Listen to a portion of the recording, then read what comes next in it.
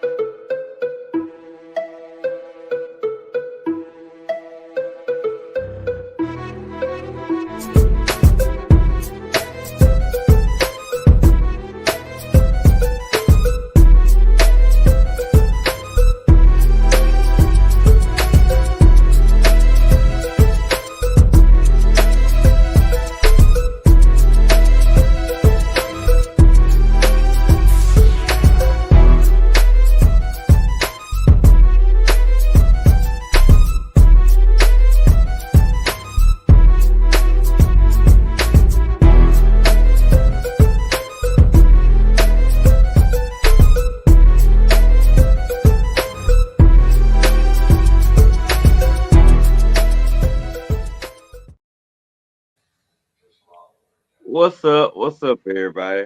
Welcome to episode 425, Real and Real Sports Show.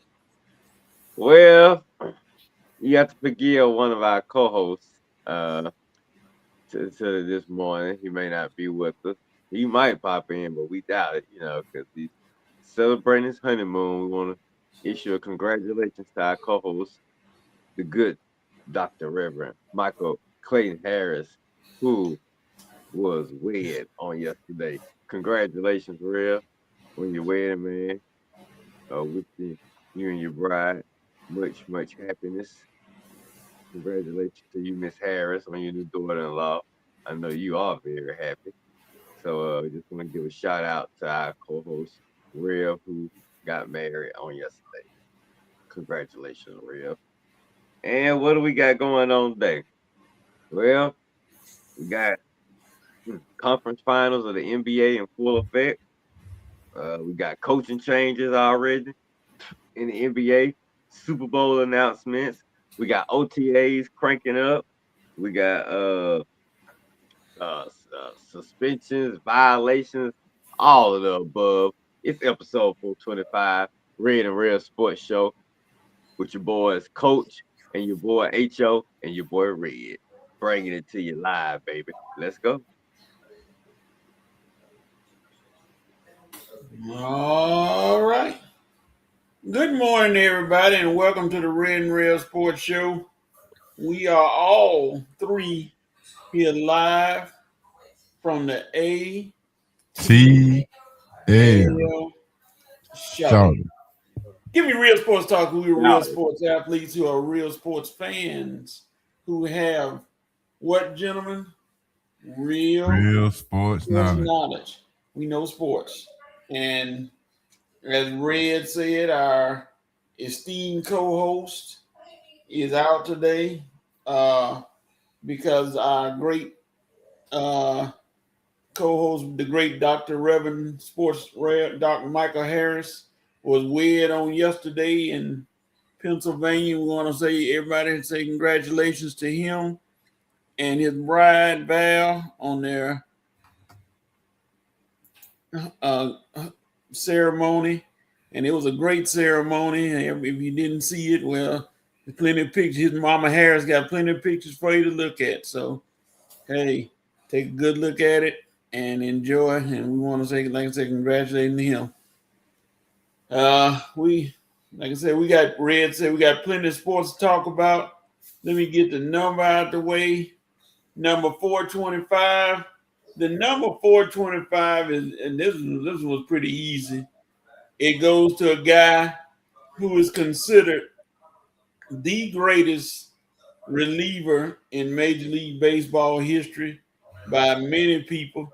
And he is the only man, and I repeat, the only man to be unanimously voted on all 425 ballots in the Hall of Fame.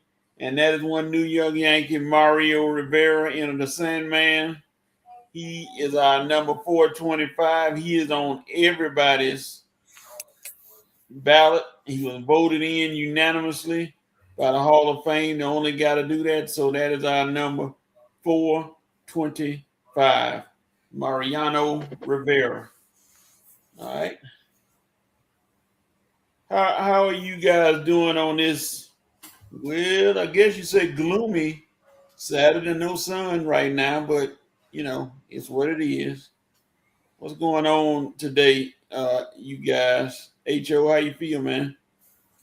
Feeling good. It's raining over here, but Duke didn't want to go outside this morning. He said it's too much wetness. Duke didn't go outside? Nah, he didn't. Oh. He saw that rain. Eventually, he had to go, so we eventually went on out, but he didn't want to go. Red, is it raining in your area? not really. A little moist out there though. Not no sun though. Okay, because I heard a little thunder a few minutes ago, but it's not raining over here, so I guess it will. They're talking about storms all day today, so we'll see. Maybe it'll get. Yeah, I know it won't be any sun today. It'll be mostly cloudy, being doing the weather report. I want everybody to make sure you please, if you're tuning in, like and share this broadcast.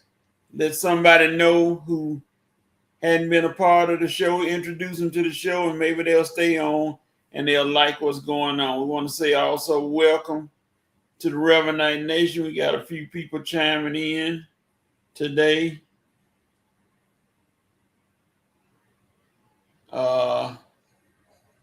Let's see. Ruth Burdette says hi. Leo Paredes says hi. And this Minecraft True Love said Red camera broke, but Red is on. His camera not broke. He's saying hi. So right now, that's all she wrote. All right.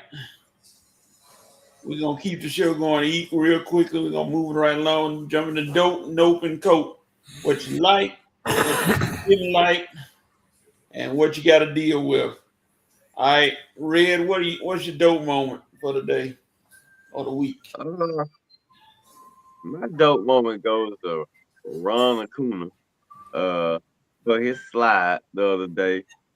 I'm trying to think, why did I have? Oh yeah, because he slid, and the way he slid, he moved his arm away for the man to miss it, and he got in the back way, pumped his fist, and pointed to the dugout. That's what I'm talking about, Ron Acuna. I just like that whole sequence right there. Uh, I can't believe this was my dope moment. I must wrote it down a couple of days ago. But I guess that's all I got right now. Cause my other one, I don't even that ain't even that nothing to me. So yeah, I'm gonna go with Ron Acuna slide the other day. Had he not came back from injury, I probably wouldn't have used it. But since he's back playing now, and we don't want a funeral, yeah, I'm gonna go with that moment right there. Cause that slide was nice. And then I like the way he pumped his fist at the end and then pointed. So yeah, I like that one right there. I probably could have came up with a better one, but I'm gonna stick with that one for right now. Hey, Joe, what you doping on? I'm doping with the Braves as well. After embarrassing 12-0 loss to the Marlins, they have come back and they've come back to earth and they're starting to be the Braves that we know. 35 wins and so yeah, I'm doping with the Braves walk off win from last night. So the Braves, you get my dope moment for the week. All right. Yeah, I climb in the car with y'all. The Braves are continuing to show that they're for real this year. And yes, when somebody is out, somebody else steps up, takes their place. It's never the same hero every day. Look like a different player decide to step up and say, "Hey, I got you this time. Don't worry about it." And the Braves are looking good in first place in the National League East. So I'm gonna give big ups to the Braves as well. All right, HO, what you didn't like? What you noping on? The New York Knicks. I'm gonna keep noping on them until the season over. I know they up 2-0, but I mean, I could have noped on James Harden, but I'm gonna nope on the New York Knicks because I don't like. I mean, it's easy to look good against a James Harden that looking that bad, and they don't flop. They flopping their way all the way to the finals. Oh my goodness! All right, yeah, my no moment gonna go to Stephon Castle, Mr. Castle. I understand what you're doing, and I sympathize with you to a point. You know, you got to handle the ball a lot, but 20 turnovers in 2 games, sir, come on now. You are trusted to handle the ball, and I know you know how to dribble, and I know you know how to shoot. But golly, 20 turnovers in 2 games. You know you won one, you lost one. I don't know how many turnovers you had last night, but Fox plays. I guess that kind of took a little of the pressure off of you. But Mr. Kelsey, you got to learn to handle that ball, my young brother. In these big games, it can't be bigger than the NBA Finals. So I mean, Western Conference Finals. So get yourself together, sir. Uh, Red, what you doping on? I mean, noping on. I am noping on one Daniel Leonard. You don't know who Daniel Leonard is? That's the son of one Sugar Ray Leonard.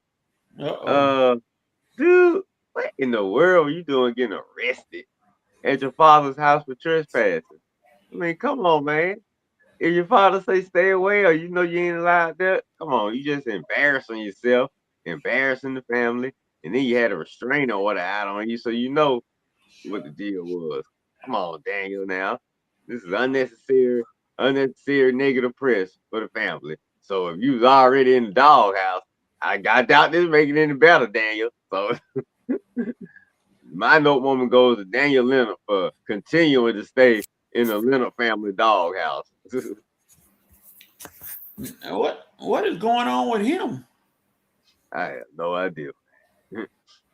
Yo, the own daddy don't want you at your spot. God, well, wow. At least let them know you're coming over or something. I know you're probably trying to work things out, but just can't break in now.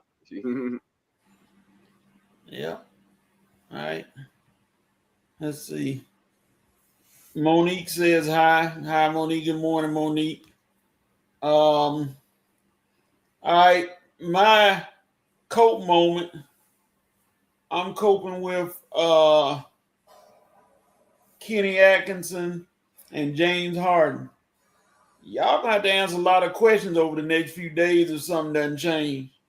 Seems like you two seem to I know you want to save your player, Kenny, but after a while, you got to look at him and smile and say, look at James. We don't need you to play some kind of defense or do something. I said, we ain't trying to see playoff James come show his head again. We were doing good. But right now, you're down 2-0, and you could potentially go down 3-0. I think they might win, but still, if you go down 3-0, you know it's pretty much a done deal.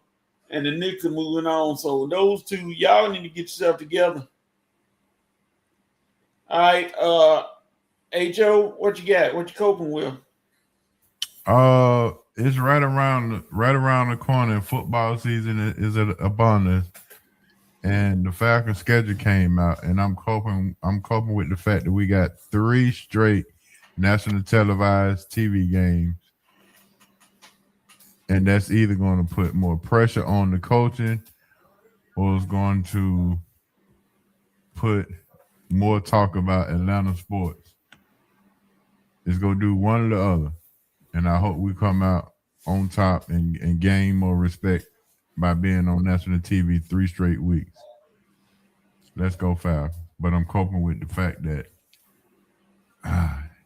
3 in a row, national TV, the new regime, yeah, that's something to think about for sure. All right. Red, what you coping with? I am coping with, well, not me, but Chase Burns, you might be coping with something called a nutcracker.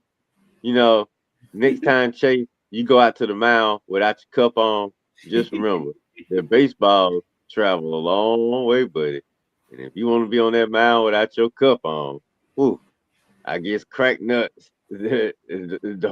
don't hurt you as much as they hurt Knicks, man. But maybe you'll know next time. I bet you'll wear that cup next time, Chase. Good Lord have mercy. Chase, you having a great season. One of the top ERAs in the National League. Well, boy. Whew, did your Nets deserve that, man?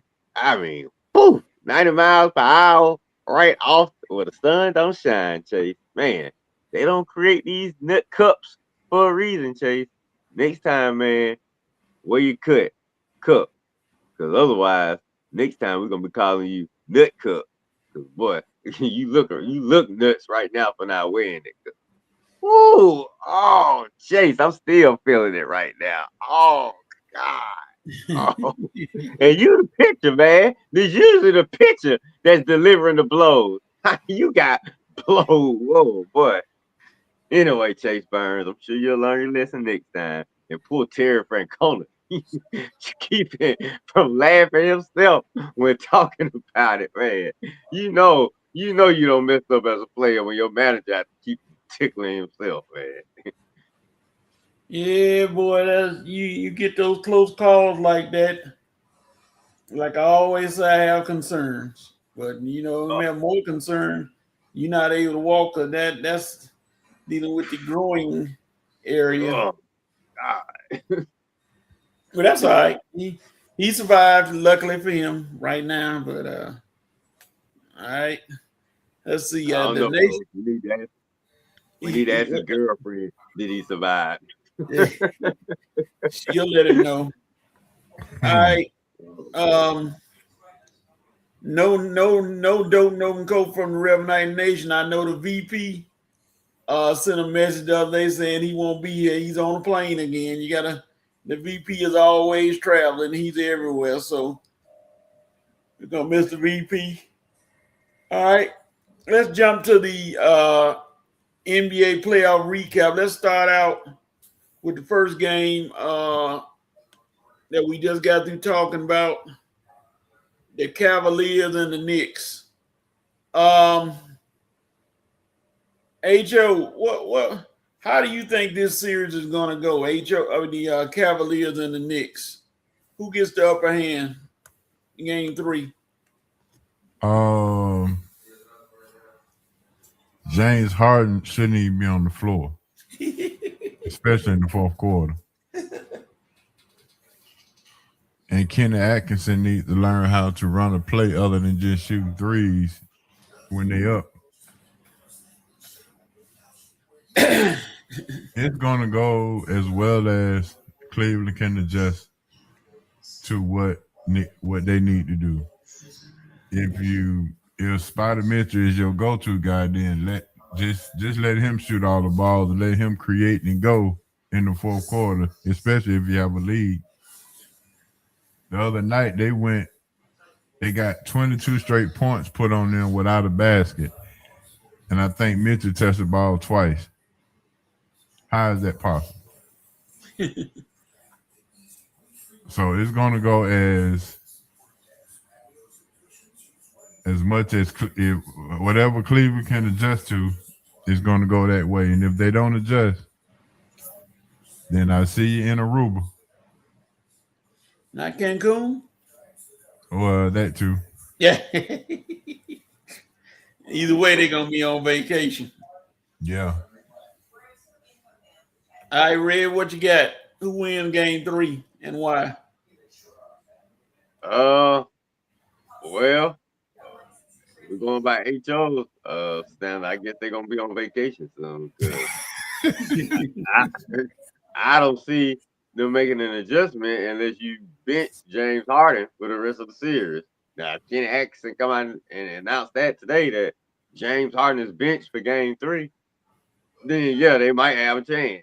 If not, do you see the Knicks changing anything they've been doing these last 2 games and when it's been working? Oh, so well. I mean, Game 1, they didn't even come out on fire. They spotted the Knicks. 20-something points. Said Knicks. I mean, Cavs, here you go. 20-point lead. Because they was rusty as you don't know, or you know what. And God, Cavs still couldn't hold that lead.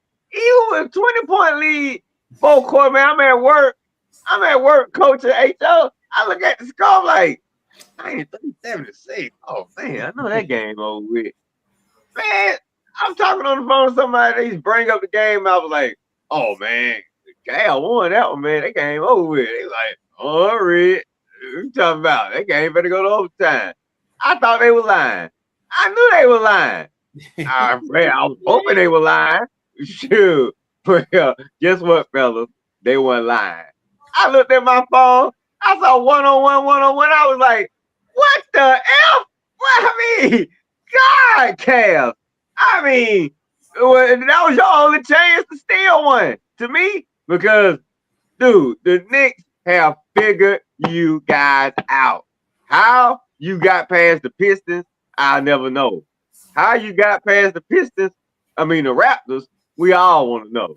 But man, you ain't getting past the Knicks, baby. Yeah, y'all been surviving. HO, you talking about the Knicks are lucky, man? The Cavs, they the ones that's lucky, man.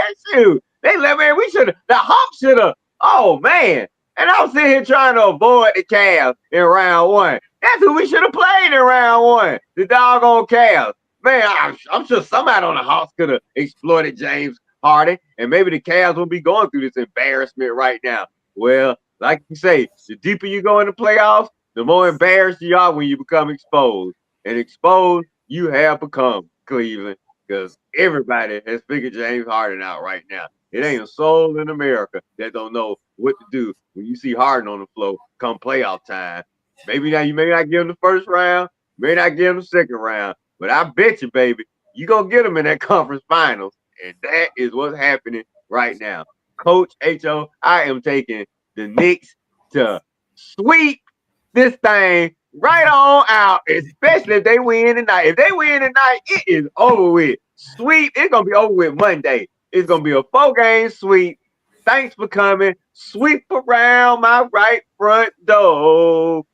Mm-hmm. Sweep around my right front door. That's what's gonna happen if the Cavs can't make an adjustment tonight, baby. Because James Harden, you have been exposed. In spite of Mitchell, man, I thought Coco done pumped you up, man. I guess maybe she was out filming that new TV show Sprung when she was time for her to give you some playoff time. Because, man, you disappeared. You don't disappear yourself. You disappeared in game 1 in crunch time. And game 2, you didn't have a chance. Like HO State, the Knicks went on a 22-0 run and y'all didn't do anything. So, like, you don't disappear yourself. So you playing your own magic trick. So, look, if Harden and Spider Mitchell ain't gonna do nothing, I know you don't expect Jared Allen and Evan Mobley or whatever his name to carry. And that dude off the bench, what's his name? Wade, the dude who shot the 3-pointer that didn't go in the other night. Dude, how much can he give you? So I mean, I'm talking about the white dude. But like I say, I don't see any adjustments the Cavs can make. And like you say, you look how dumbfounded Kenny Atkinson look right now, man. They folks already talking about he about to lose his job. So man, I thought JB Bickerstaff in Detroit had problems, man. Kenny Atkinson, I was mad. We might have 2 coaches that went deep in the playoffs lose their job soon, man. That's crazy, man. But hey, Jason Kidd, hold on, dude. You might have few openings. We're gonna talk about that later, though. But anyway, Coach, I'm taking the Knicks tonight. Knicks to sweep it on out. Well, you know, Kenny Atkinson was the same guy that said that the Derek, what's the dude from the Celtics? Derek White was a top 5 player in the NBA. So that goes to show you what you're dealing with. Dude hit a few threes on coming off the bench, and all of a sudden he's a top 5 player. Get out of here, Kenny. Probably just down one night. Yeah, he got his team out. It's just amazing how he got his team to the Eastern Conference Championship with philosophies and thoughts and coaching like he doing right now. It's almost like hey, I'm here. That's all I want to do is get here, and y'all can do the rest. I ain't trying to win. I did what I could. Y'all didn't think I could get here. And Mr. Spider Mitchell, on a side note, told his beautiful fiance Coco Jones, as soon as we win this ring, I'm gonna marry you as soon as we win this ring. Mr. Mitchell. That's gonna be a long wait. Yeah, I'm trying. I don't know if you should have said that. You ain't lying. Because it ain't looking too good. I know she's sitting over there like looking at her ring and then looking at him and like you get I just want to slap James Harden if he come near me. He holding up the wedding. I just want to slap some. They holding up the wedding. And Spider holding it up to himself. He disappeared himself. So yeah, she gonna have him to blame too. Let me see how he, like I say, tonight gonna tell us everything. So Coco, we're gonna find out tonight if that wedding gonna happen anytime soon. Cause I'm telling you, they lose tonight, it is over with. And yeah, it ain't like he playing lockdown defense itself. And nope. Like I said, you got the guy who wasn't doing nothing, the one they made trade out of draft picks for, he going off. You got Lambert, who did what's his name? Lambert Shelman or whatever his name. Laundry Shamit. Yeah, Yeah. come in. But we ain't even hear from him in the playoffs lately. And all of a sudden, he come in knocking threes down off the bench. We got players we ain't even heard of coming in showing out for the Knicks on the Cavs. So Josh Hart, he balling, Cat balling. Like I say, Mitchell Robinson and all his missed free throws ain't even mattering right now. So like I say, Cavs, you go. I'm gonna see what type of adjustment you got, but it's like I said, we're gonna tell. This is gonna tell a lot about Kenny, Spider. We already know what we need to know about Harden, but Kenny and Spider, you on the clock tonight, baby. Y'all under the spotlight because y'all get y'all butt kicked tonight. Man, I don't know, man. They might look at that whole Cavs. Might be some changes right there because it's not gonna look good. Not gonna look good. I just wonder, game 3 is always that pivotal game. But right now, Cleveland, it would be really pivotal for you. It's big for you because you didn't split the series with the Knicks in the Garden. So now, like Red said, now HO say you in must-win territory. Ain't no well, if we don't win, we'll be out. No, you in must-win territory now. So you got to win. No choice for y'all because like HO said, y'all ain't going to Cancun, but you're going to Aruba. So you be going somewhere. And well, maybe he can propose Spider Mitchell can marry on one of the islands they go to. Yeah, that's gonna be his best bet. Yeah. That's if she's still around. She's gonna say, man, I thought we were gonna wait till you win the ring. Man, you gonna have a new fiance if that's the thing. You better hurry up. I don't know why these players be talking that big talk before they win at all. They better learn. Look, ain't nothing promised. And I don't know why Spider thought the Cavs are just that team the way he can make a statement like that. You ain't playing for the Celtics or the Lakers now. You ain't even playing for the Knicks.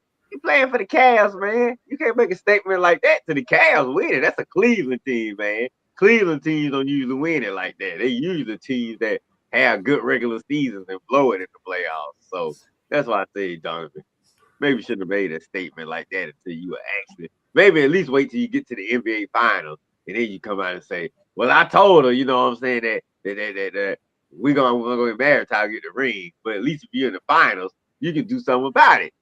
Man, you ain't gonna even make the finals.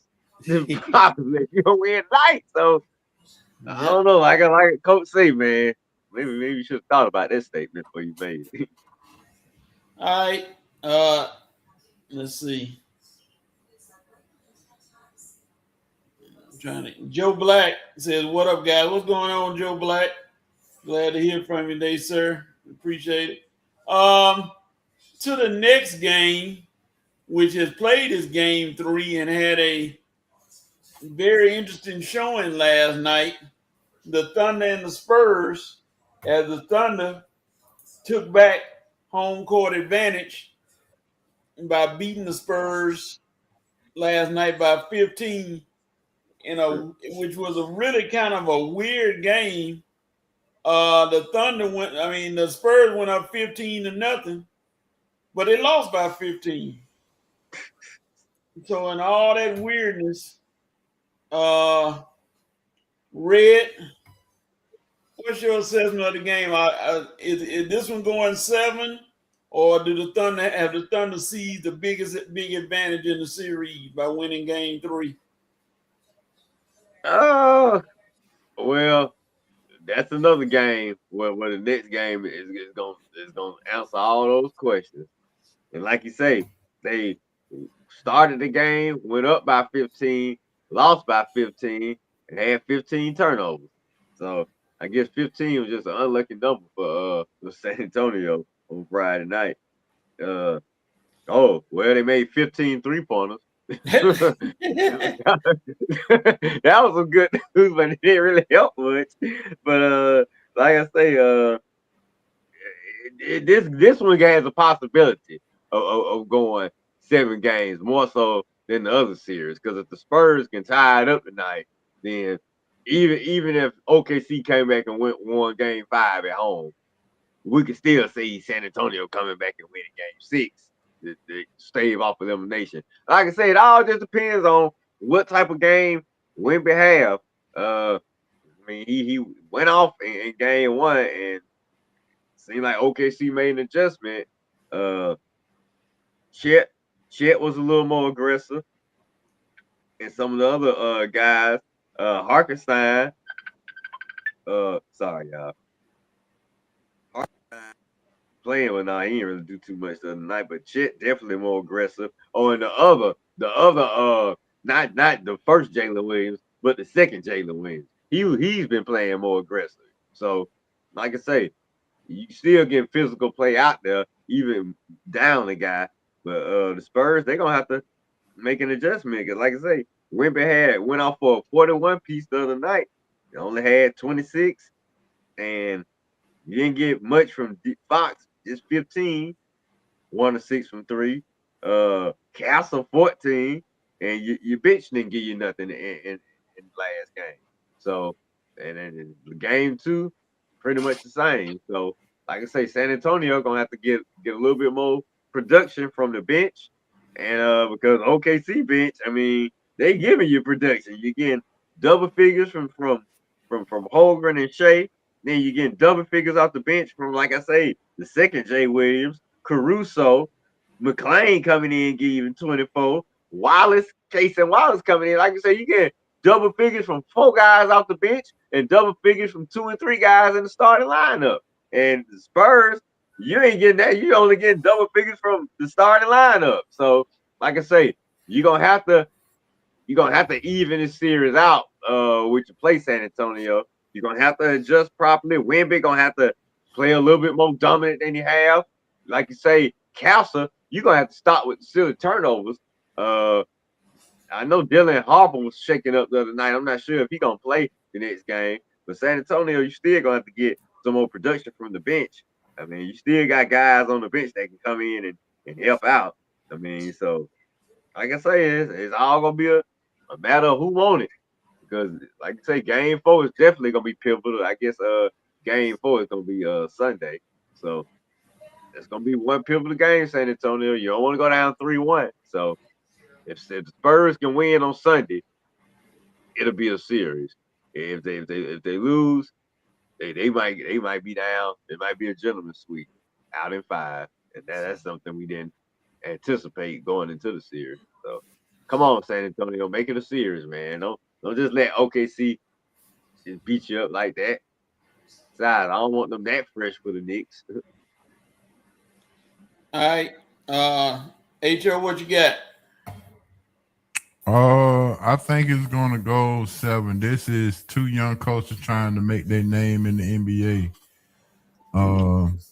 I think Pops is still, part of the franchise. He's gonna probably sit down with him. He's gonna probably do what Pat Riley did early on. Just sit down and let him know, young fella, this is what you need to do and pull out some adjustments. So I look for San Antonio to make adjustments, and I think it's going to go 7, because I think the longer they play, the longer the NBA continues to gain momentum in everything that they do. So this will eventually be your champion. So this really is your finals, as far as I'm concerned. So yeah, look for San Antonio make adjustments, and it will go 7. If you want Wemby to be a future face of the NBA, it's definitely a good showcase for him. Everybody watching. Yeah, he had kind of a uncharacteristic 4 rebounds. 4 rebounds. Yeah. You don't see that from him. He double digits big time in rebound, but they're running schemes to stop him. The rest of the team has got to step up and do something to take care of that. Champagne, I haven't heard his name mentioned a lot. He had to come up. Fox played last night. He didn't do half bad. they have got to get. They're a young team, but like Red said, that OKC bench, including Jared McCain, just destroyed the Spurs. You let the bench come out and score 70-something points and do what they did. Well, hey, you don't have much room to say a whole lot when their bench is doing that to you, not the starters, because they had slowed down SGA for a minute. He picked up, but they couldn't stop the bench. So I'm just looking at the coach for the Johnson for the Spurs. He's gonna make adjustments. I don't think they're gonna go. They're gonna lose 2 straight at home. It hadn't happened this year, so I don't think they're gonna lose 2 straight at home. I think he's gonna change some things up. And this is a series that everybody's waiting on. And I don't see it going out in 4 or 5. I can see 6, 7 games, and may the best team win. So we'll see who is gonna do the job. Because Daniel for the Oklahoma City has got the flop crew ready to go with their some of their tactics. So people are kind of mad at him because of some of the stuff that they're doing, but he's a smart man. Just like when he put Hardenstein on Wemby to harass him, Hardenstein said, "I got 6 fouls. I can harass you all I want. And what you gonna do? I can get my foul, but nobody expected me to score a lot of points, so I'm gonna do my harassing, stopping you and frustrating you, and then what?" So San Antonio got to come with a different game plan, and I know they are. Like I said, we're gonna have us a good game 4, but just like with what's the name with Cleveland, if San Antonio don't win game 4, they're in a bit of trouble, and that'll be unusual for them to be in trouble in a series where they're expected to not only win, but at least go. They're not going to expect to go out in 6 or 7 games. 4 or 5 games. This one's expected to go the distance. So we're gonna see. I say Wembanyama and somebody else gonna be Robin and gonna step up and give him. I think Harper played a little last night, and I even saw what's his name scoring some points, which I couldn't believe. Harrison Barnes, the granddaddy of the group, which is hard to say, considering everybody 20, 22, 23 years old. Harrison Barnes, I think, is only like 28, 29. And you got these these young pups out there. Nobody old in this series, so we'll see. Like I said, it's gonna probably take the bench to probably pull them out of this, like a Keldon Johnson and Luke Cornett gonna have to come through, along with Dylan as well. Yeah, Cornett. If Cornett scored 10 points, the Spurs gonna win. Spurs win. If Luke Cornett can put up 10 points, I get the Spurs to win automatically. All right, let's jump to football real quick. The Steelers and the Falcons are having OTAs right now, and both of them, you got expectations are varied for both of them. Let's start with the Falcons first. Joe, looking at the schedule, what is your expectation for their record? I see Michael Penix is an OTA. They got everybody. What's your expectation for them? Oh, well, we had Smith on this past Wednesday. He said 10-7, and I'm inclined to go with him, but I would say between 9 and 10 wins. I'm leaning more toward 9 than 10, but 10 won't surprise me. 10 will surprise me, but 9 is my expectation. when do you think you see Michael? They see Michael Penix? By what game? Hopefully preseason, just so we can see what he looks like and see where we can go from here. So maybe a series during preseason and during the regular season, depending on how he look and depending on how Tua look, it's kind of up in the air. But I do hope that Penix gets at least a series in the preseason just to see where he is and just to see how the leg is moving.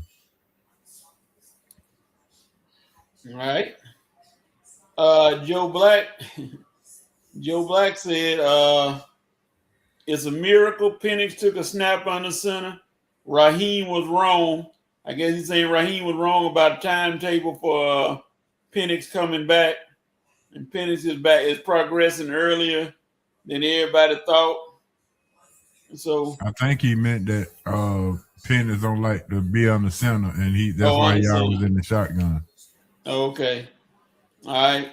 Yeah. Okay. That's true. You got that right. Red, what's your expectation this year? Considering look like the Falcons got everybody healthy and ready to go. Well, I hope they have everybody healthy. I mean, like I say, my expectations. I'm gonna lean with HO.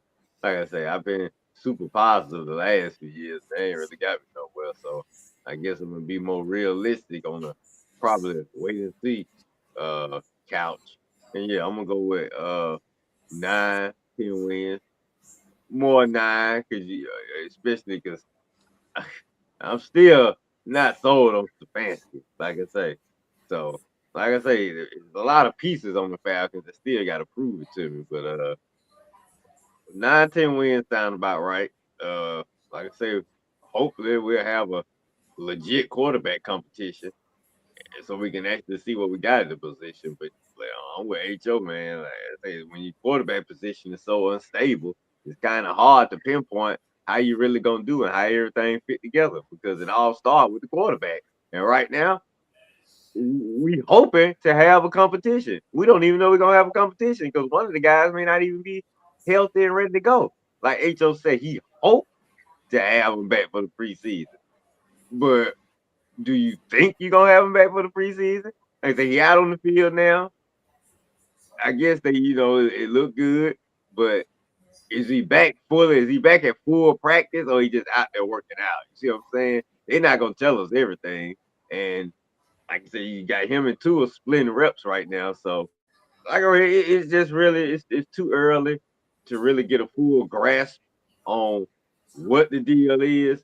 But I did hear we're gonna have a quarterback competition. So we're gonna have a quarterback competition. We need both guys on the field. We need both guys playing at a health. We just need both guys playing at a solid position so we can actually see what we got. So my expectation when Penix gonna be back on the field. I mean, everybody. I mean, what he said he's targeting week 1. I don't know if you heard that, HO. Yeah, I heard. And I'm trying to figure out what does that mean. I mean, dude. I mean, are you gonna be back at full practice when training camp start? I mean, I know you targeting week 1. I'm pretty sure you are, but that really don't tell us anything. I mean, yeah, you targeting week 1. I didn't think you'd tell us you targeting week 3 or 4, but I'm just want to see how healthy the guy is going forward. Are you gonna be ready for training camp? Because if you're not ready for training camp, then we're not gonna even have a quarterback competition because 2 are gonna be taking first team snaps. Now it's good that we see them back out on the field now in May, up on the center, making throwing passes. That's good. I hope that's a good sign.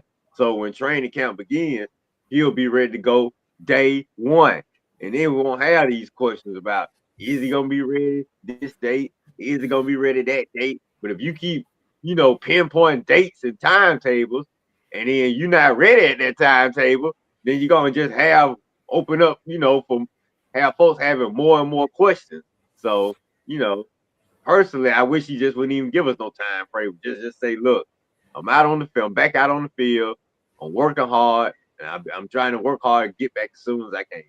Don't give us no date. Don't give us no timetable. Because every time you give us a timetable and it don't happen at the timetable, like you say, you're going to open yourself up for more questions. So you targeting week 1. I hope you're there week 1. Or guess what? You're going to have a lot of questions to answer. Well, yeah, I agree. That's a bonus for the Falcons if Penix is on the field week 1. That's just letting you know that he's determined to make this thing happen, and he's ready to commit himself to the season. But that does hurt things for my boy Easton Stick. I'm just gonna be honest with y'all. I miss my boy Easton Stick. He probably be watching again as usual. I tell you, it's just a crying shame. No Easton Stick. Joe Black said, we just get top 15 quarterback play, we'll be good. If we get Tua at his best, like the year he led the league in passing, we should win the division. And he also said Falcons should be between 9 and 10 wins. There's still a big suspension question. Yeah, that's going to be another thing that everybody's going to be waiting on. How many games are the NBA going to suspend Mr. Pierce? Red, you said 6. I don't think it's going to be as much as that, because I think since everything was dropped pretty much, and he's in the little diversion program or whatever, where he doesn't have to go to jail and nothing like that, it might be less than that. So I don't know. Hopefully we will see what happens from there, and he'll be able to do what he got to do, I guess, to get back in the game. All right. As far as Pittsburgh, just looking at them, they got their quarterback, Aaron Rodgers. Whoop-de-doo. Hope everybody's happy the saga of Aaron Rodgers is over. And then he turned around with the semi-bombshell. I'm here for 1 year, letting y'all know I'm not playing next year. This is my last year, so y'all can enjoy my happiness and joy for this year. But after this year, it's pretty much over if I'm done. I'm going to shut it down, even though if somebody was paying me, excuse me, $25 million a year, I may have to rethink that. That may be a little rethinking point. And I might want to come back for another year. I don't know, but I guess he said enough is enough. And I just look at them to say, if Aaron Rodgers, I'll say this, if Aaron Rodgers can stay upright most of the year, the Steelers are going to be okay. I think they'll be okay, because he showed he can throw the ball when he has time to throw it. But if that line is letting him pop him many times, it's gonna be a shutdown, and you got to go to one of them young boys to help him out, because he probably something might happen. So I'm looking at the Steelers. The Steelers' key is, for me, this is just for me, is Washington, the big tight end. He was hurt last year. That was a weapon the Steelers could have used in the playoffs, but he got hurt, and there goes you over the middle, because he was coming on catching the ball big time, and nobody could tackle him until it took about 5 guys to hit him out. Laughs at 5, but he has to stay healthy too. And then the Steelers can put a lineup out there where all the receivers and tight ends and everybody are 6'4" or above. That's got to be a bonus to help them. With Aaron Rodgers throwing the ball, you got all that height out there going to catch the ball. Hey, Joe, how many wins you think the Steelers going to have this year? Well, I hadn't checked their schedule. I was kind of relying on you for that, but I tell you. I would say they in probably one of the toughest divisions, so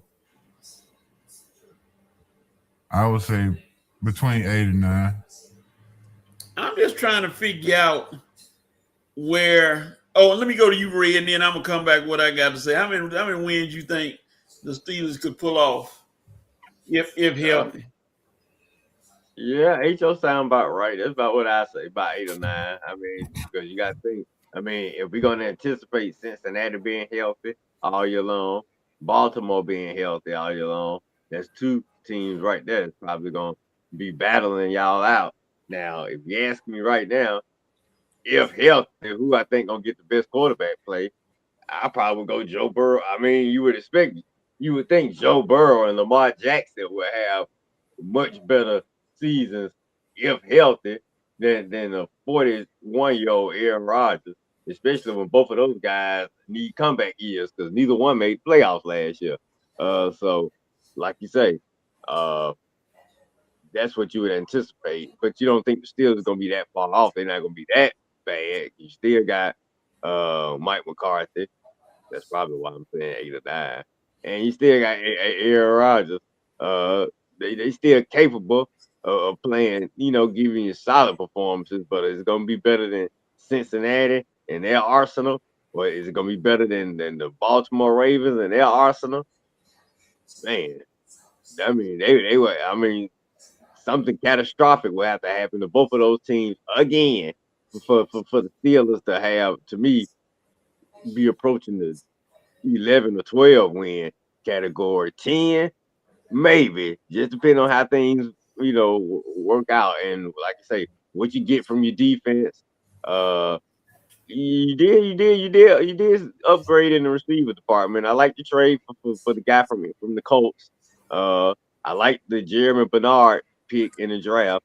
I like the offensive linemen y'all got in the draft, too. So, like you say, you definitely upgrade a little. That's why I'm saying you're not gonna be as trash as the Browns, but I don't think you're gonna be as good as the Ravens or the Bengals. So I say right there in between, maybe third place in the division, and that equals about 8 or 9 wins to me because the division's still pretty solid. Even the Browns ain't that awful. I mean, they still got a tight defense. It's just what they're gonna give you on offense. Anticipating not much. Okay. Let me look at let me see what the nation had to say. As a couple people had some things to say. Uh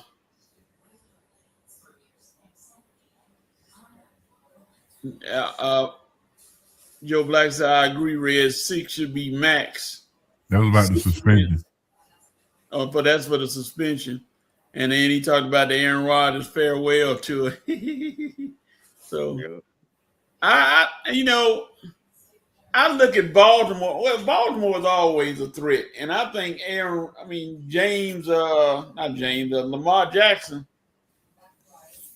him and I slide out of the division. Him and Josh Allen are two of the most talked about quarterbacks who have never won anything in the NFL.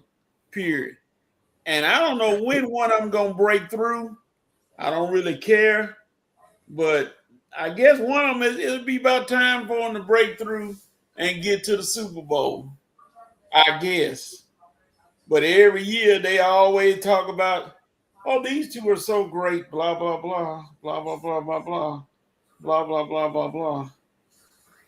And then here we go.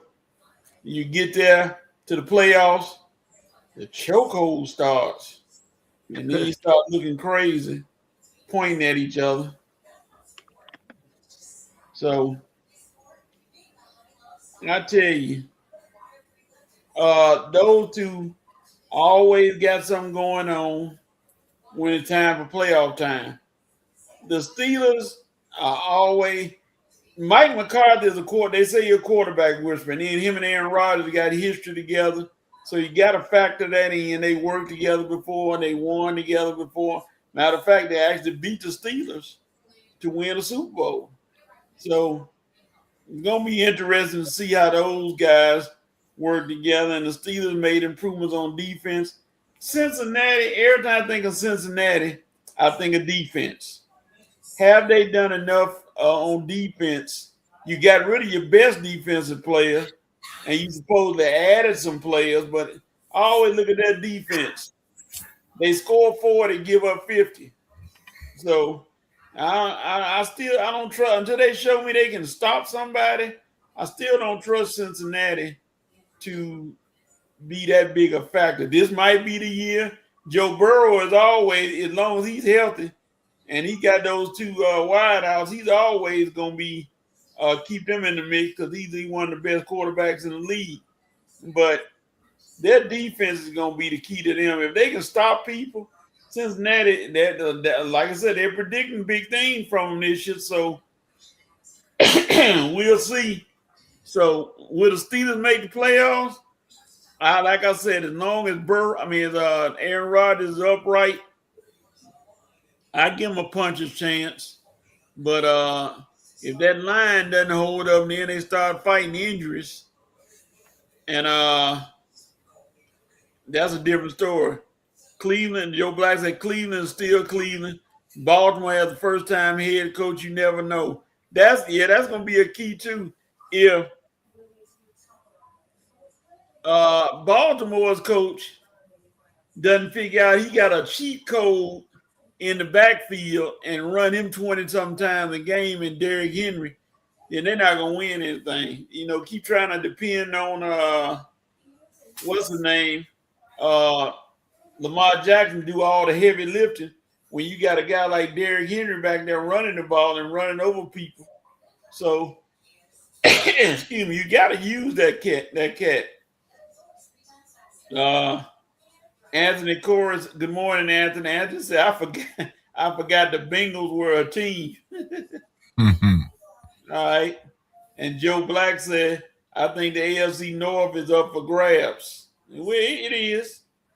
You're right, Joe. It is up for grabs. Anybody can win it except the Browns, who, side note, seen them.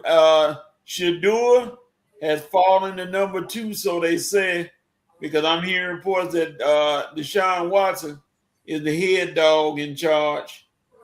Right now, he got the lead in the clubhouse, but they haven't played yet, so that could change at any time. So we will see. Right. So let's see. Anthony said the Bengals are the kings of the NFL. He mean king. He means Sacramento Kings. So we'll see what happens with them. But yeah, those two teams, the Steelers and the Falcons, transition years, new coaches. It's going to be interesting to see. Excuse me, I got to call how they do this year with all the new parts they got coming in. I think if healthy, both of them can make the playoff. That's if healthy. That's going to be the interesting part right there. Wow. And Joe Black said the Steelers are the most expensive ticket in Jacksonville. Cheapest seat is $385. Good Lord. Woo. That's for the nosebleeds, I tell you. But we'll come back to them after a while. Right now, it's halftime on the Red Rail Sports Show. Halftime? Yes, sir. Yeah. We made it through the NBA playoffs, the championship games, talked a little OTAs. When we come back, we're going to do 5 for 5. And then we got the Braves report, and we got a couple other things to talk about. So, ladies and gentlemen, make sure you don't go anywhere. We still, like I said, we still got a lot to talk about on the Red and Rail Sports Show. We're going to come back and go through some different things, and we'll see what happens on the backside of the show. Check y'all back in a few minutes.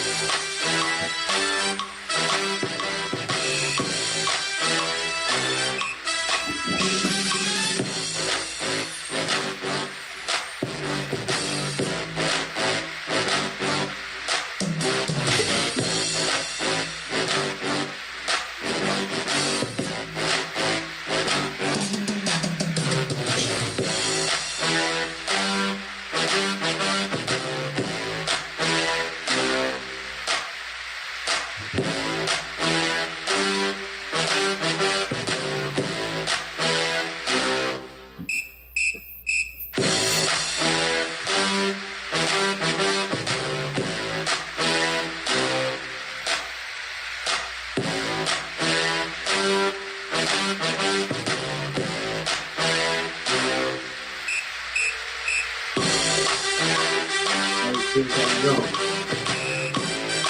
good. I was going to call what I'm still doing this halftime until we get close.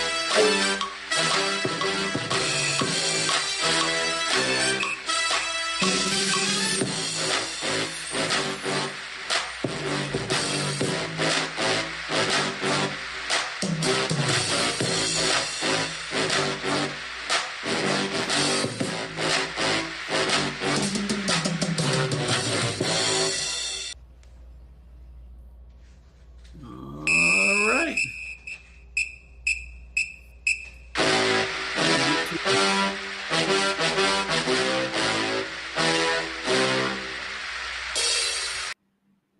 All right. Scroll back up, and we are back from halftime on the Red and Red Sports Show. We are here. Like I said, we got some 5 for 5. We got some other topics to talk about. Red, are you ready for the Braves report? Sure. All right, ladies and gentlemen, it is time for the Braves report for this week.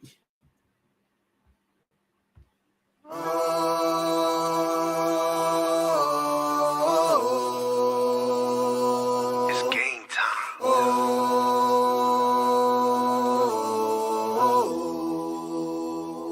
It's GT. Well. What a difference a day makes. Because I tell you, Braves had 5 games this week, and after that first game, you would have thought the sun was falling in, the whole roof was falling in. I mean, we just got pancaked by the Marlins. 12-0. I mean, we was making roster moves all over. Hold on. Let me tell you how bad it was. Like I say, we was making roster moves. Acuna returned. Baldwin went down. Richie got sent down, and Bummer finally just bummed out. So all that for Monday's game, 12-0 beat down by the Marlins. I mean, boy. But like I say, go to sleep one game, wake up the next game. Like I say, and when you're dealing with baseball, every team gonna win 60 games. Every team probably gonna lose. Gonna lose 60 games. You're gonna win 60, you're gonna lose 60. That was one out of 60 right there. And boy, that was one forgettable. Just ball it up, throw it in the trash. And that's what the Braves did. Because after that, 25 runs they scored. After not scoring 0 runs Monday, Tuesday through Thursday, the next 3 games, 25 runs, I think. Oh, I can't remember. Let me see. 27 to be exact. So 27 runs after scoring 0 Monday night. And like I said, you got your good pitching. You got like I say, the bats just woke up a little bit. Michael Harris has been on the tear. I thought Acuna had went down after just coming back, but nah, he gonna be all right. But we did lose Drake Baldwin to oblique injury. Oh man, we hope he got to get him back, man, because he was having an MVP type season. But Hassan Kim, oh my God, dude, you are slumping right now, man. And you paying you $20 million, dude. We getting more from the guys who ain't making nothing. The Mauricio Dubons, the Jorge Mateos, even the Jose Alcazar, who we just designated for assignment. What's up with the Braves cutting folks so quickly, man? And then we end up needing them because, man, Braves, you ever heard of sending them down to the minor league system in case we need to bring them back? I mean, boy, they as soon as we get a player back, they cutting guys right away. You cut Jonah Hine prematurely. Then you probably cut Jose Alcazar prematurely. And looking at the way Kim playing, man, don't cut Mauricio Dubon now or Mike Yastrzemski. We're gonna need all our bats the way he playing, man. $20 million. Boy, dude, I can promise you, I don't see you back with the Braves next season. So enjoy yourself, Hassan Kim. This might be your last season in the Brave uniform. unless you just go butt naked, Eddie Rosario hot in the playoffs. I definitely don't see you back with us next year. So, but other than that, man, it was just a typical. Other than Monday, it was a typical week for the Braves. We still leading in all our categories, and I did get scared, HO and Coach. I thought after that 12-0 beatdown, I thought all our stats were just messed up. No, we still all right. We still tops in slugging, tops in OBP, tops in ERA, definitely tops in hits. I mean, man, we about 30 ahead in hits on the second place team. And we tops in a lot of categories that, man, unless we just go into super slump, these things might hold for the whole season. We're going to see. But right now, Braves just playing good baseball. Best record in MLB, I think, what you say, 35 wins? What we have? What is 36 36. wins. Yeah, 36 to 16. So that's 20 games over 500. And we ain't even got no Memorial Day yet. And Coach, it's about time for your usual thoughts. It's Memorial Day. Well, it's the Memorial Day show, so it's about time you give us your thoughts on the Braves. So, but like I say, man, and we got a 10 and a half game lead in the division already. I don't see us choking that one away, man. Like I say, we would have to really go into a huge slump. And the way Walt Weiss managed HO, his aggressive style, like you see what happened Monday. We lost 12-0, and you see all the moves he made after that one loss. Man, can you imagine him after 2 or 3 losses in a row? Whew, might have a whole new lineup out there. So, like I say, he ain't gonna put up with us slumping, and like I say, we ain't gonna put up with us slumping. So this 10 and a half game lead, man, I wouldn't be surprised this division might be over with. I mean, I'm saying it in May, but I'm saying we may not clinch it for a while. But I mean, like I say, the way we playing and the way everybody else playing, Mets playing inconsistent. Phillies, you think they figured it out? They still playing inconsistent. The Washington, we better bury them after this weekend. And the Marlins, we just buried them this week. So, like I said, I just like what I'm seeing from my Braves. And after these seasons from the Hawks and the Falcons, the Hawks and the Falcons, we needed something like this from our Braves. Now I hope the Hawks and the Falcons of this upcoming season are paying attention, because this is what we expect from our teams. These are the standards we have, high standards. So do us a favor, follow the Braves blueprint, Hawks and Falcons. Well, anyway, we love what you're doing, Braves. Keep it up, baby. Keep it up, Alex. You just keep finding diamonds in the rough. Some of these players I never heard of before, and they come in producing. Chadwick Trump last night, 2 clutch hits. I don't know how did he get a clutch hit in the 10th inning, and then he back up the bat in the 11th inning. I swear, that's what I saw. Then he get the clutch hit to get us to 4-3, and then he got the clutch hit to get us to 5-4. Like, man, so you mean we getting on base that much that the same guy can come up and get a hit in a back-to-back innings, man? Braves probably leading the MLB in total bases too. So, like I say, it is what it is. That's what the team. This is what we getting so far from the Braves, and I love it. Yeah, you gotta. To quote Chris Berman, you gotta look at the managing job that Walt Miami Weiss is doing. He's doing a great job behind on the bench. HO, how you feel about the Braves so far? What's your thoughts? I think they're doing good. I think very, very surprising of the pitcher staff. We go into the season with an injured pitcher staff wondering who's going to be in the rotation, and here we are, top 2 ERA and top 2 pitcher staff in the whole league. So very, very surprising. Michael Harris has come back. Albers has come back year. Olsen doing this thing, and if we can get Austin Riley and Ronald Acuna to get their backs going, then I think we should be striding for sure. I'm just wondering how they're going to address this trade deadline situation. Are we going to bring Byron Buxton in along with Chapman to solidify everything that we're doing? If we do that, then odds are we can roll through the playoff. Not only that, what about this Mike Trout room I keep hearing? And Trout, man, you in last place with the Angels? Or you say you don't want Trout? They gotta pay. If they pay his money, then yeah. But I'd rather take Byron Buxton. He only owed $15 million for the next 2 years, so I'd rather deal with that.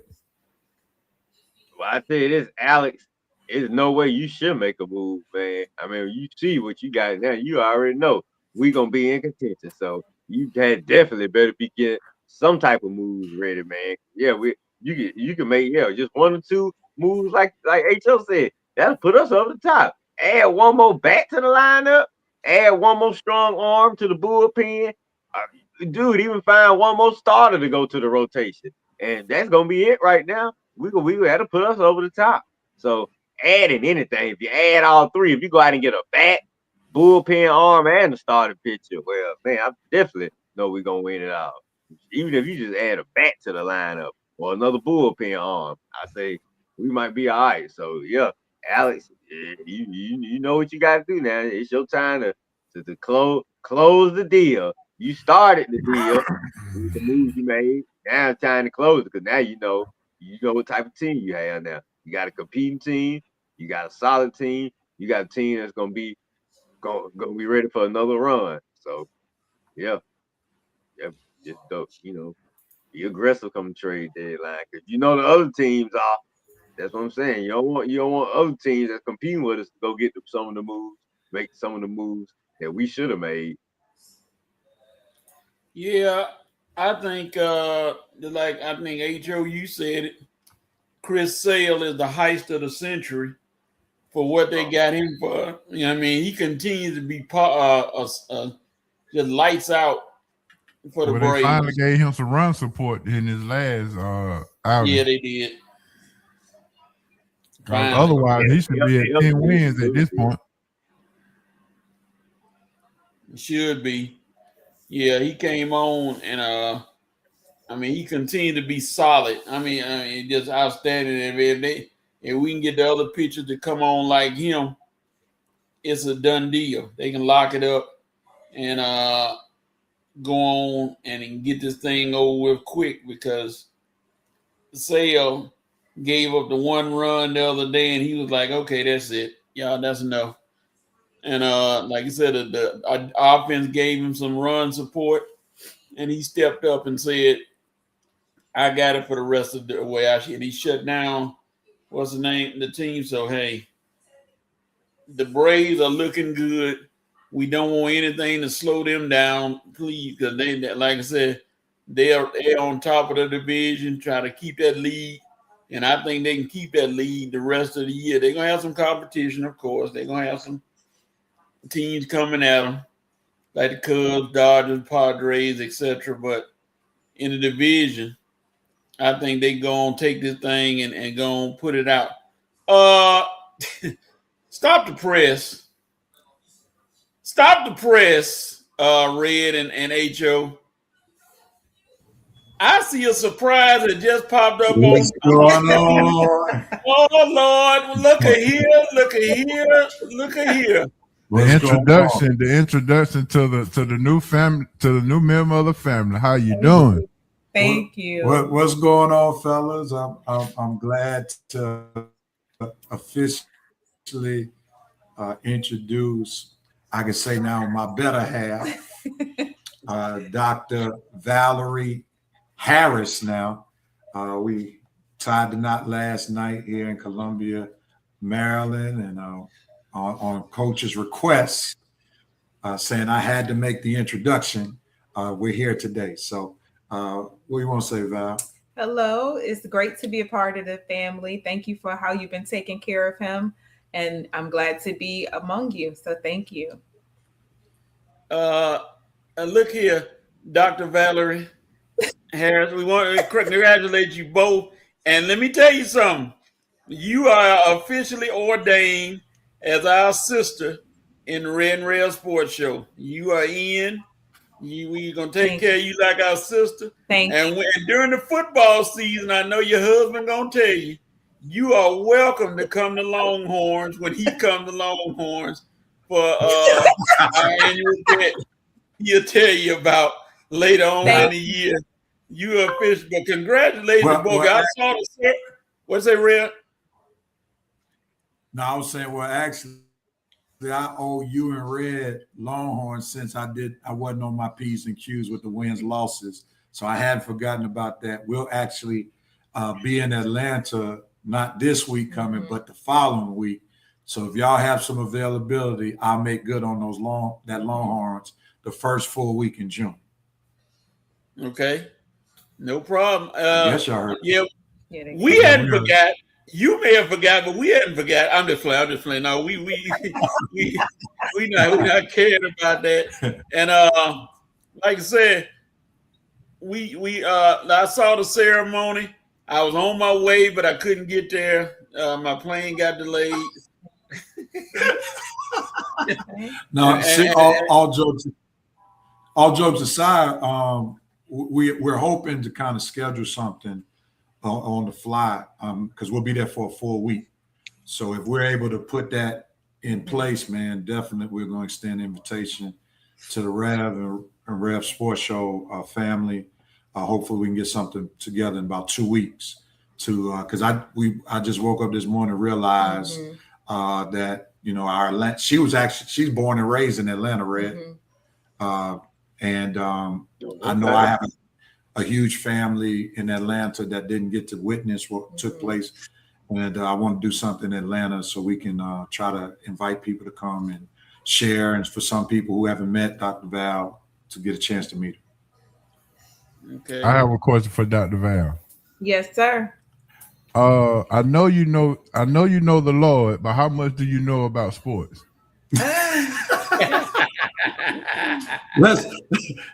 You see her answer like she. Let me answer for her. She's not a sports guru by any stretch of the imagination. Her appreciation for sports, I would say, is twofold. One, if it's a relative that's participating in a sport. Two, if she's with somebody who enjoys sports, she'll join in the ride. But if it's on her by herself, she's not going to watch a game by herself.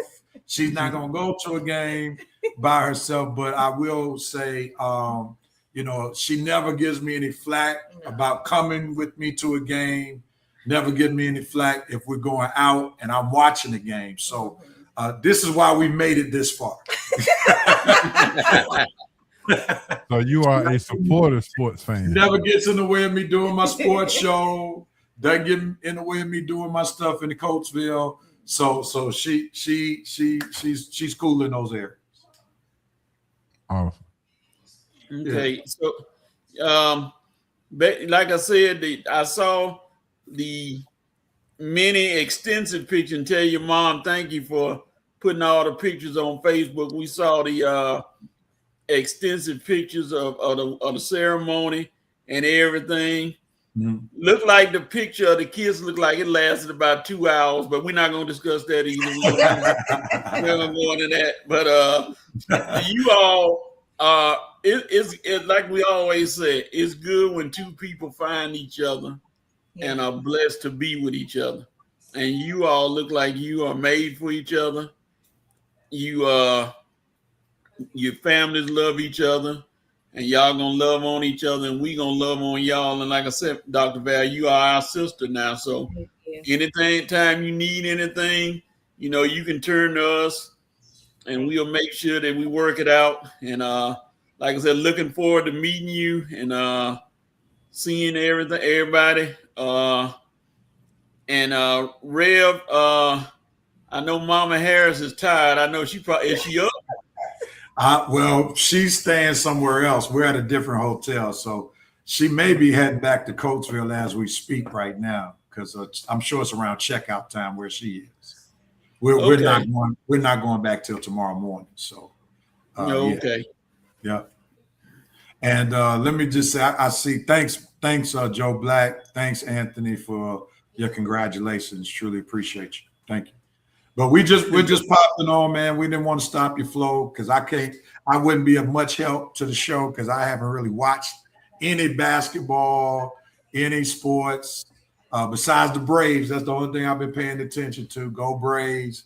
They're doing a wonderful work right now, and Walt Weiss is doing his thing as manager. So I'm glad, and I'm gonna say this one thing, Ray. I'm gonna ask you this real quickly as a sports thing, and Horace too. Well, all y'all.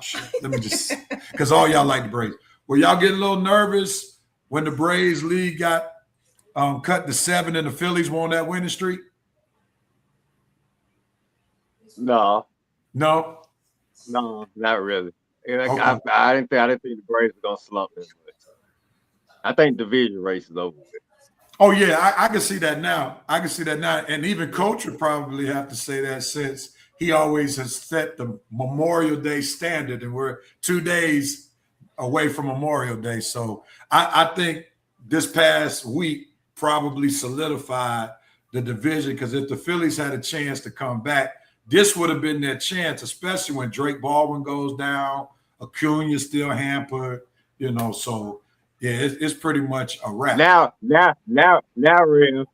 Rev, had you asked me that Monday night after I got home from work, well, it might have been a little different after that 12-0 beatdown. But now that it's Saturday and I saw the rest of the week, and I realized, that was just one game. Like I say, every baseball team will win 60 games and you'll lose 60 games. And that 12-0 loss was just one of our 60. But hey, it ain't nothing stopping this race right here, baby. And the thing I liked about it was the fact that they didn't waste any time identifying the issue, right? So they realized Richie needs some more work. So send him back down to the minor leagues. Then they realized Bummer's just going to be a bum. That's the bottom line. You got to send him up out of there. They released him. So that's the difference, I think, between Weiss and Nick. And who's our last man? Snick. Brian Snicker. Yeah, Snicker. Weiss don't have. That's what I was telling Coach and HO. Weiss, his aggressiveness, he don't have no loyalty. You suck, man. Get up out of here. That's what I was telling them. If the Braves lose like 3 or 4 in a row, we might have a whole different lineup. Because when you start sucking, he gonna pull you out and put somebody else in. So look, that's why I'm not worried about the Braves this year. They replaced Snicker with the right manager. Walt Weiss, appreciate you, baby. And congratulations to you too, Rev and Miss Dr. Valerie. Y'all enjoy your honeymoon. Congratulations to you. I know you're gonna have much happiness. And all I gotta say, Rev, good job, buddy. Thank you, sir. Thank you, sir. And Rev, did you not say that before you met Val and had Val come to the game, you never caught a foul ball? I did. Okay, there you go. All right. I did. Rev, I want you to put that foul ball in a case like Scrooge McDuck have his number 1 dime. Put that foul ball in the case. We actually have it at her home, and we're trying to get a case for it. She was supposed to put. She hadn't done it yet. I did. Did you? Okay. There you go. Great minds think alike. Now, just for point of clarity, and then we're gonna get off so y'all can do the rest of the show. Point of clarity: I didn't catch the foul ball. I ran and got it. Now, Rev, you didn't knock no little kid. You didn't knock a little kid over to get the ball. I had to sit to the hospital because of running to get it. Because we were at the Nationals game when they were playing the Braves, and we were in one section. The foul ball went into another section where nobody was seated. So I was coming like 2 rows up. I had to go up, and then there was this kid, probably in his early 20s, coming from the other all the way down. So I'm like, it's me and him, and my competitive juices got in. So I'm like, boom, boom, boom. So when I get to the seat where the ball is under, I doggone almost break the seat. I think I broke the seat. I broke the seat because my weight fell on the seat and pushed it all the way down. I almost bust my knee. Oh my God, Rev, you gonna end up on Instagram and ESPN Sports Center for your desperation to get a foul ball, man. So, Red, to your point that you just made, I was nervous that it got caught on tape. Because I said, I said the first thing I said to her is, I wish it doesn't go, I hope it don't go viral. So I'm up here checking Instagram, TikTok, X, and all that stuff just to make sure it didn't go viral. So I was concerned about that because I don't want to be a meme. You trip right.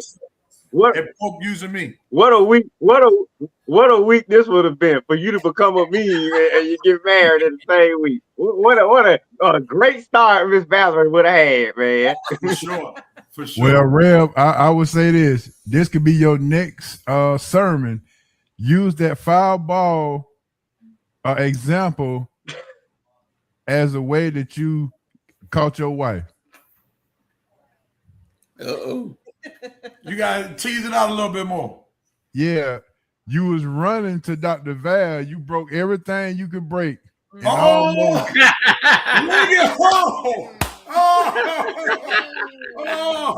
And when you finally got it, now you want to frame it and put it up. Look at it, man. You're a bootleg preacher now, man. You're a bootleg preacher. Well, I've been on my spiritual journey, so there you go. Listen, man. Now, all jokes aside, the Lord might have his hands on you for real. Seriously. I mean, the way you were able to put that together in just a short amount of time, that's a gift from God. And, God might be knocking on your heart to say, Horace, it's time to say yes and not just be around a sports podcast and sports microphones. Time to get on my divine microphone. So, I have been thinking about maybe connecting with you to do a prayer line and maybe 15 minutes of some type of motivational, spiritual outlet to some of these kids. Okay. Well, we'll definitely talk more, man. Definitely talk more. Dr. Val, have you met Bean? I have, and I love Bean. He's at the house. Okay, it's over then. It's official now. It's a done deal now. She like Rev, she like Bean. It's official now. Bean part of the whole family now. He got all the attention, man. He got all the attention. Wherever he goes, man, he just draws. And for those who know who he is, that's my daughter, our daughter's daughter.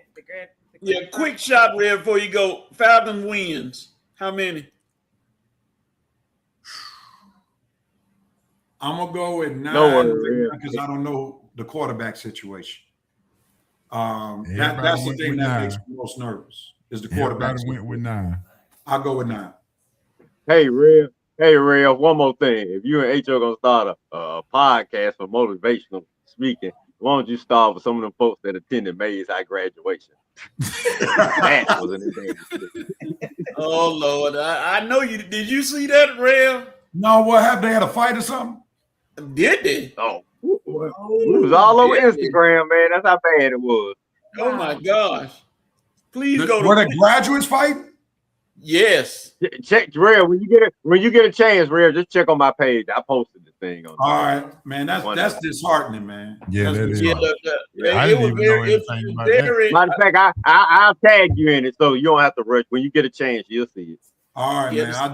I definitely is not happy, and it made the news and everything. I was like, oh Lord! When it made the news, that was not good. I mean, you had a cat in a full cap and gown fighting somebody. Wow. That's terrible. They don't do that. I heard it was all they had fights at graduations all over the country. Yeah. Well, she went to Grady, which is now Midtown. Thank you, Coach actually used to coach there. Did you? All right. He used to be a part of the losing tradition.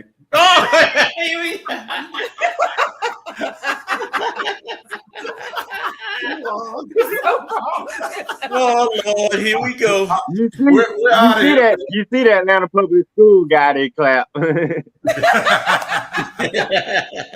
right, we go get off so y'all can finish the show. But thanks, man. Thank y'all for your love, appreciation.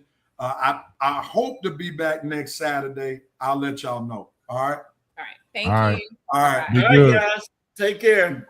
You Peace. too. All right.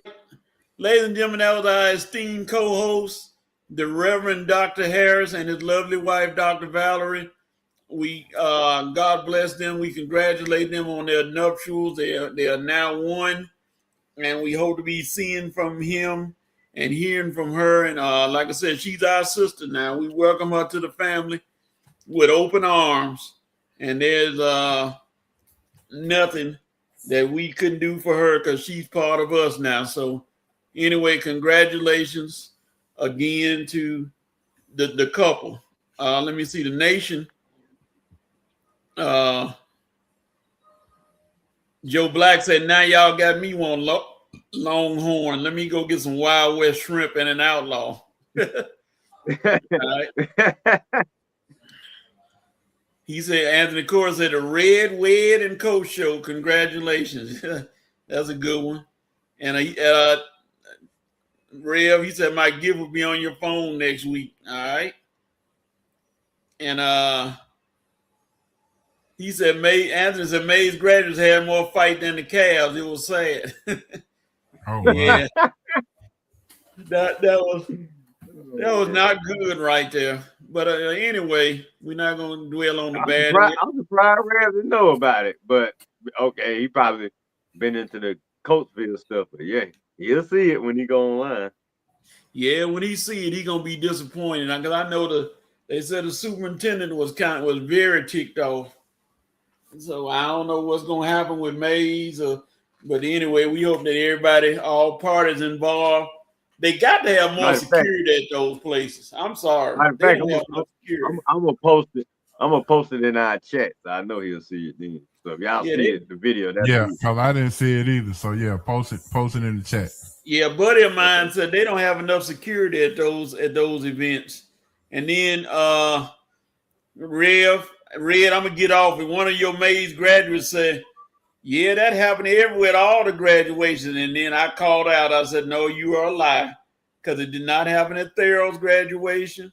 It did not happen at North Atlanta graduation. So don't say it was everybody. It was Mays. So don't try to take up for your school when they do wrong and try to put it on everybody else. Because it was a bad look. I think it was one more place that had it happen, but it didn't happen everywhere. So, but anyway, we're going to side note on that.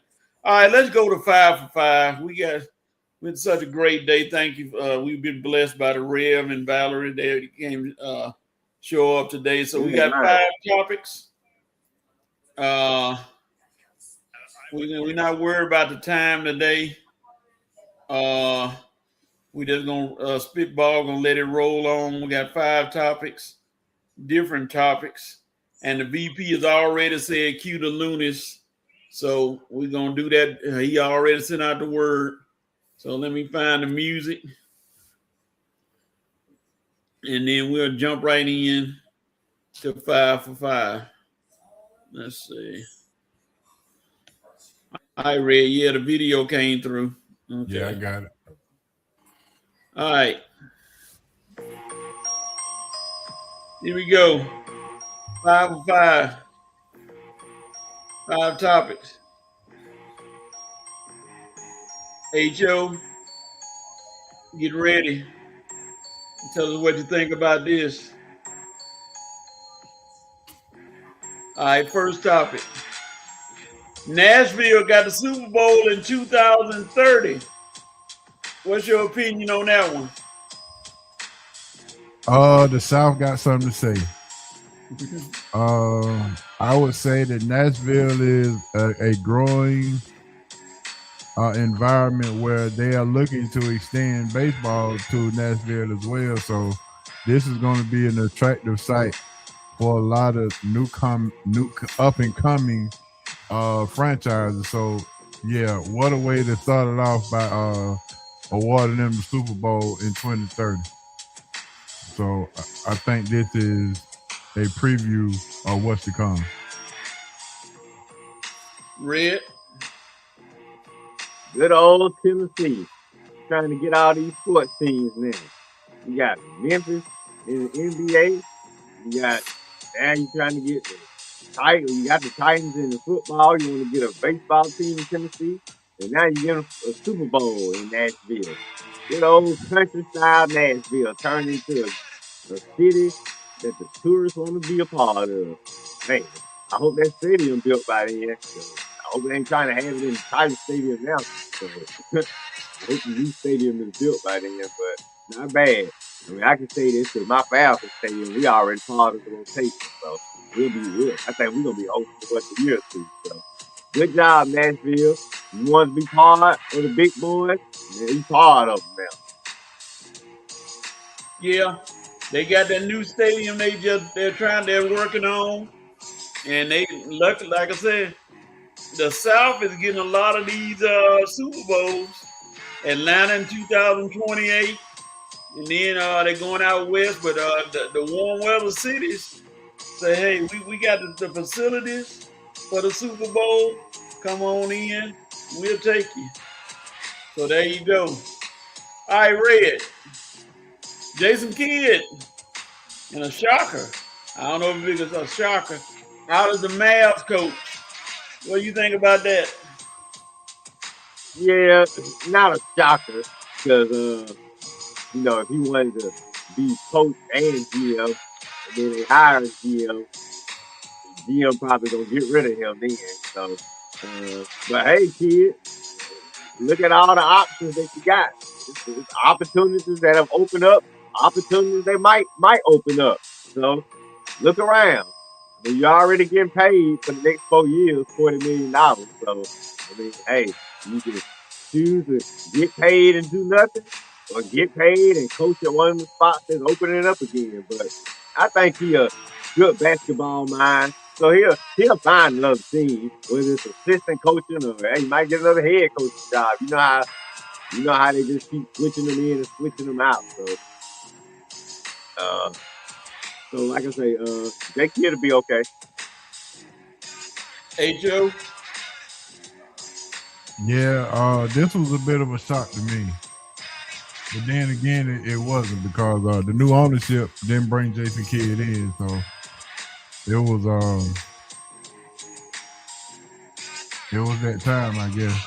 And then bringing in Ujiri, definitely wanted to bring in his own people, I'm sure. So, but I'm sure Jason he'll catch somewhere because you got to remember he went straight from playing one year to coaching the next year. So he got his experience now. So he'll probably catch on somewhere, be an assistant and go through the cycle. He's light enough to get the privilege. Yeah. Red. Did we talk to you, Red? Yeah. Okay. Yeah, you can't do Jason Kidd,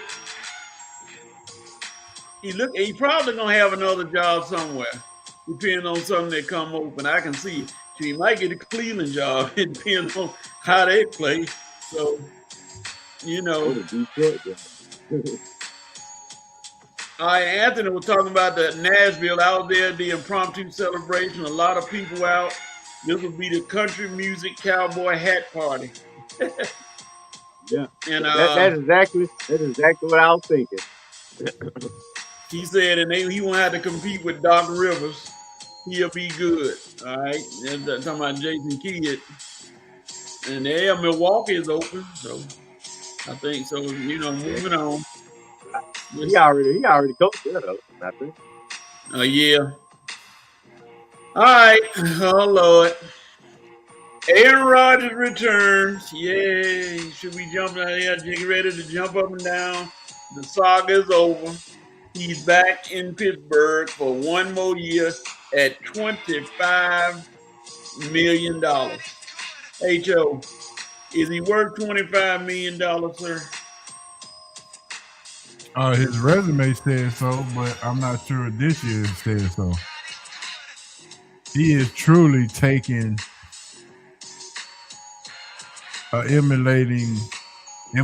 the Brett Favre effect, because everywhere Brett Favre went, it was always the media, it was always something.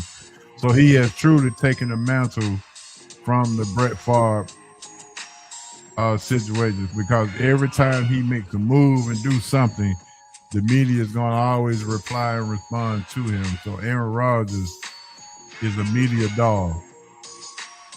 But yeah, his resume says he's worth 25 million, but I'm not sure if this year he's worth 25 million. Red. Yeah, compared to Brett Favre, definitely a chip off the old block. And the thing about it, he used to whine about him all the time. Like, he grew up to be just like him, just like a little kid complaining about daddy, and then you grew up to be just like daddy. So get it up, A-Rod. But anyway, like H.O. said, yeah, I mean, when you got Kirk Cousins making that much, I mean, look at his resume: 4 MVPs, Super Bowl, longevity in the league. I mean, definitely the man is worth 20 to $25 million. That's just the price of quarterback these days. I mean, he's not getting 40 or 50 million like some of these, or 60 million like Dak Prescott. So when you look at that, 20 to 25 million is a discount. So yeah, I don't have no problem with All right. Yeah, Rodgers is back. And all of Pittsburgh, well, I ain't gonna say I don't know about all of Pittsburgh is celebrating, but most of Pittsburgh is celebrating. We'll see what happens. You got Mike McCarthy with him, so we'll see how they that. handle I'll that. say this now. If you see what the season is about to fall apart, you might want to go see what you got in one of these young boys like Will Howard or the kid from Penn State, because you already know this era last year. So once you see, okay, well, we're not gonna make the playoffs, and you got a few games left, you might want to see what you got in some of those other guys. Yep, there you go. Anthony Cora said, as long as his moon rocks are in line with the stars, he'll be good. As long as he stays healthy, not the moon rocks, but we won't talk about that. The moon. Next topic. Ray Rice, I meant Rasheed Rice, but I put Ray Rice. I got to change that. Either way it goes, We got it though. it's an idiot. So Rasheed Rice violated his probation by getting caught with the marijuana. Red, how do you feel about Rasheed Rice, and what do you see his future being in the NFL? All right, both good questions. How do I feel about Rasheed Rice? Dude, and take it from somebody who has first-hand experience with this particular situation. Dude, you're a moron.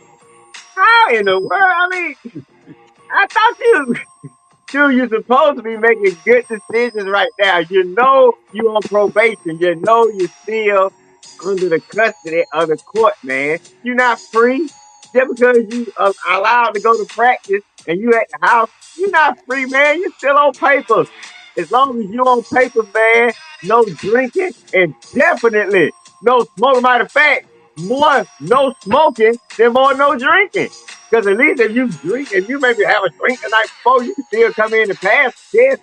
You ain't passing those tests if you smoking weed, dog. That stuff is in your system, and it's in your system for a blank time. So I don't know. He didn't even come out and say it was a mistake. So you probably know you smoking weed. What are you doing, man? So you not have anybody in your support system that's trying to get you to do the right thing. Like any girlfriend around saying, "Hey, man, that's not a good idea, baby," or a homeboy that's saying, "Hey, dude, that maybe not good. You don't want to mess up your money." But like you say, coach, since obviously it's proven that you don't have a support system, or if you do have a support system, he's getting the wrong type of advice. No, I don't think he gonna last long in this league because he not. I don't think the Chiefs gonna give him no bag, and without a bag, you're gonna be a journeyman. And if you're a journeyman, living life like you do, making decisions like you make, you ain't gonna be in the NFL long, baby. Eventually, coach, we're gonna see him on the free agent blotter. Free agent receiver. coming in for workouts here and there, but never no team taking it seriously.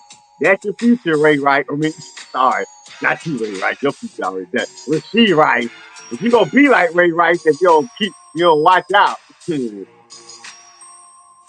Yeah, your mindset is oh yeah, HO. I'm sorry, HO. Is this the Rice that plays with Kansas City, right? Yes, sir. This is the bad juju. This is the karma that happens when you let Eric Bieniemy go to another organization. Now that he's back, now all the juju will go away. So this is nothing but just bad karma to let Kansas City know that you got to do the right thing for the right people. And now that Eric Bieniemy is back, now he should have a role model, Red. He should have somebody that's in his corner and have a role model to make sure, because Bieniemy is a stickler for accountability. So this should set the record straight. This probably why they brought him back in, to make sure that he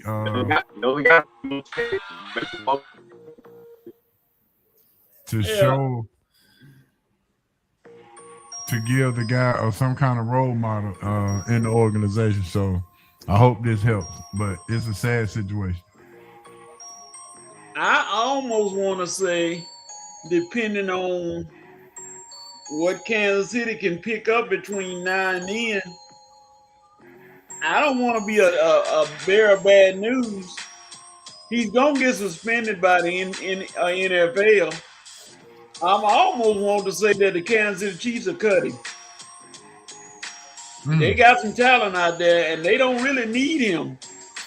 They don't really need him. I mean, you got some guys out there that can play, who are not in any trouble, and they may just say, "Hey, we don't want to take a chance on him and cut him." I wouldn't be surprised. I would hate that for him, because I think he deserved to play. But man, for you to do something that's stupid, probation. All you gotta do is don't do nothing. That's basically what they're saying. They said just don't do anything, don't get me into trouble, and he do it anyway. Yeah. Bad look overall for him. So I'll see how it plays out, but that's not a good look for Rice. And on top of that, he's not healthy. He still got injuries. So you like I say, dude, you got injuries you supposed to be working on, and now you're gonna go to jail for 30 days. I hope nothing happened in jail. Get to fighting and anything like that, don't hurt you even worse. But like you say, these are the situations you put yourself in, man. When you don't do what you need to do. There's no way you should have had your parole violated. It was a blessing that you was on parole. I mean, on probation, considering the trouble you got in.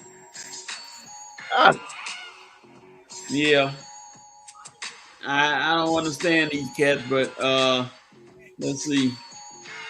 Big Z said, "What's up, cuz? What's up, coach? What's up, Red?" Big Z in the house, ladies and gentlemen.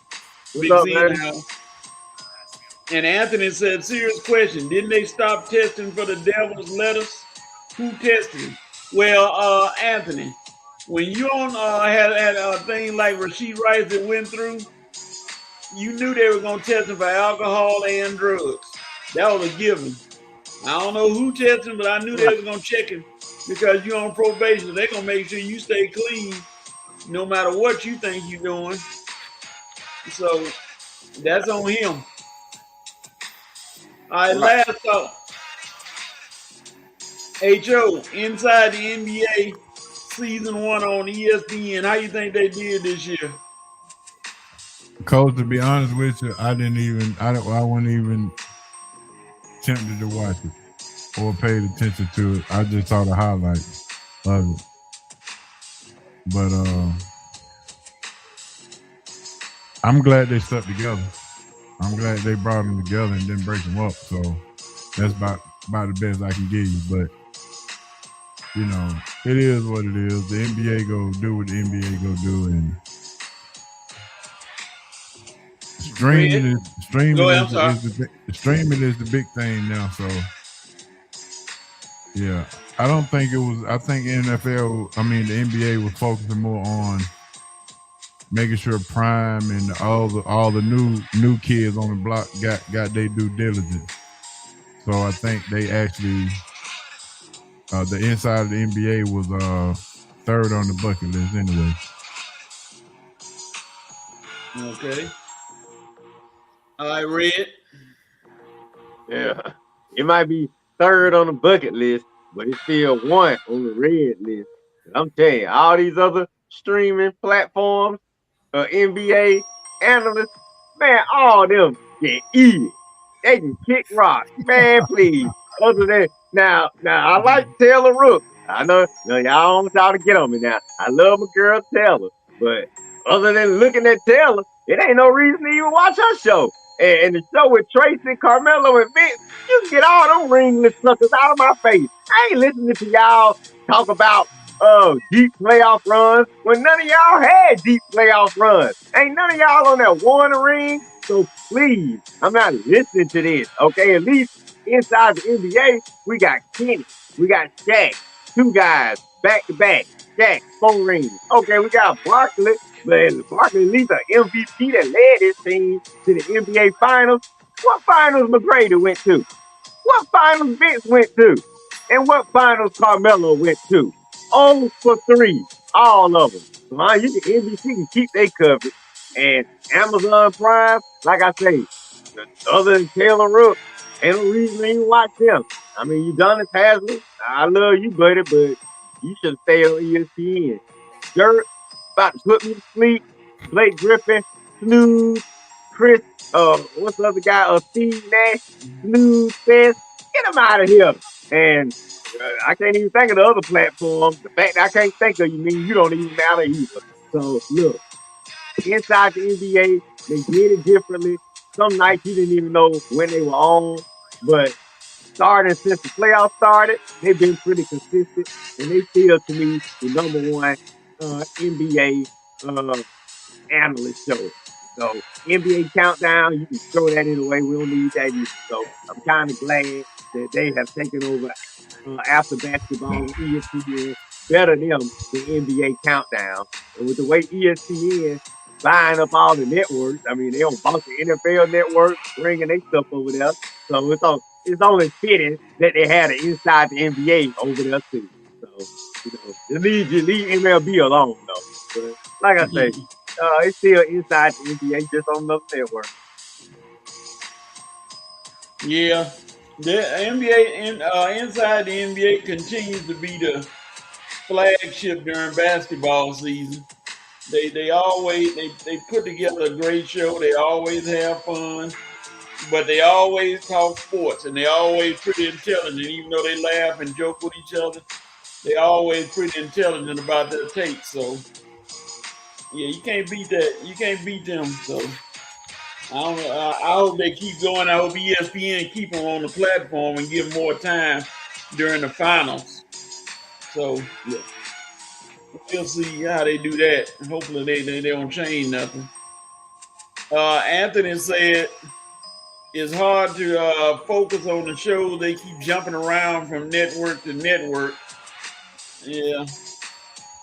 And Big Z said, I believe players act the way they act because they've been babied and coddled their whole life and above the law, talking about Rasheed Rice. Yeah, they have. So they don't expect to be anything to happen to them. So, but ladies and Well, gentlemen, look, I go ahead. appreciate that Z. Yeah, I mean, you right, Z. You definitely right on that. But at the same time, that's not us as fans. That's not our problem, dog. Because look, that's a parenting. Let's get back to the same thing I said about this Maze High graduation thing. That is a parenting issue, and some of these parents need to start taking responsibility now. If you see your kids gonna be in professional sports, then hey, you got to teach them some life lessons before they, start playing professional sports. I know the time, the window is limited because they probably practicing so much and they probably dedicating they time to their craft so much. But look, it's still your job as a parent to prepare your kids for life when they get out here in this real world. And being coddled your whole life and all that, that ain't gonna keep the law from locking your butt up when you make a mistake. That ain't gonna keep no woman from taking half your cash if your relationship don't work out. That ain't gonna keep nothing from happening that you probably don't want to happen unless you have proper knowledge of certain things. So look, it's up to, like you say, Z and Anthony. Look, these players, they got to get past this coddling stuff and start to learn some life lessons before they start living life and get out here in the real world. I mean, look, I knew I had to learn life lesson before I went to California when I was 20. You know what I'm saying? I didn't know nobody out there. I was going out there solo. So look, you see the situation you in, and you put yourself in the position to learn some things and be adapt to some things, but you can't, like I say, being caught up and being babied your whole life ain't gonna stop life from happening, is my point. So, I understand what you're saying, but that ain't no excuse, and that ain't no excuse that's gonna fly when these kids get in trouble. And HO and coach know this. All right. Yeah, so there you go. Hope Rasheed, I don't know if he gonna learn his lesson, but we better hope he does. But I hope he learns something about life, because life gonna I'm kick him saying, in. dude, that's. I mean, how dumb can you be as an athlete? You know good and well you on papers, you ain't supposed to be smoking weed. That ain't got nothing to do with being coddled or baby. I'm saying they told you. I'm sure they told you, the judge, when. Okay, let's say you didn't know anything when you went to court, and they signed you up for probation and all this stuff.